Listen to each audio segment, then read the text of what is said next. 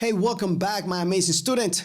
So let's talk a little bit about sharing data when we have a class here. So how can we share data across multiple instances, right? Multiple users. Well, we could create here, one way would be to create some class variables.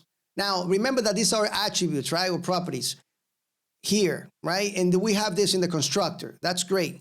But what if we wanted to, and this is only available to that specific instance, okay? If we wanted to share it with another instance, with another user, let's say account number 2 here, right? And let's just call this Maria here. Maria has a little bit more money than Jose because she was very frugal last month. But anyway, so some class variables, very simple. We could create here like a, let's say bank name, maybe Chase, and maybe total accounts. And maybe we'll have a total account of, I don't know, 10 accounts. Okay. And now what we could do is we could access it via object, right? So I can say, I can come here and say bank name. All right. So I can do that. And now if, let's go ahead and print it out. Let's see what we get. And let's go ahead and you can see that it says Chase. All right. I go ahead and run this. You can see the word Chase there. And well, of course, we can do the same thing for total accounts in here. All right. You can see that it says 10. Or you can use the class directly. So what we can do is let's go and use another print statement here.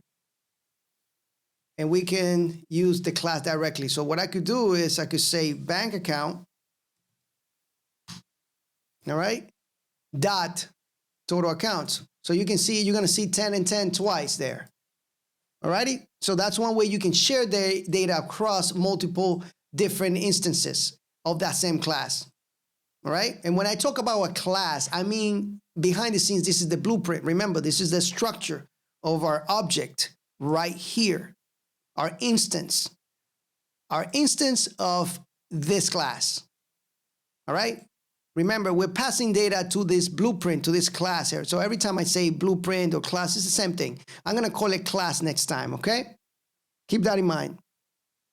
Let me show you a quick trick here. It's not a trick, you know, but it's going to look like one. So remember that this is always initializing data for us, right? The init. So what happens if I grab the, let's say the balance here. Let me actually do this. Actually, forget the balance. Let's do something a little bit better here. Let's go ahead and increment this every time. So basically what we're going to do is we're going to track the number of accounts. Okay. And this is just going to show you how actually this works. So watch this. So now I have 10 accounts here, but let's just do 0 accounts here. All right. And now let's go here and let's see how many accounts do we have already. So we come here and you see we have 2 accounts. All right. You see that number twice there because we are printing it twice. But you can see that every time we create a new instance, right, a new object, this keeps getting bigger and bigger, right?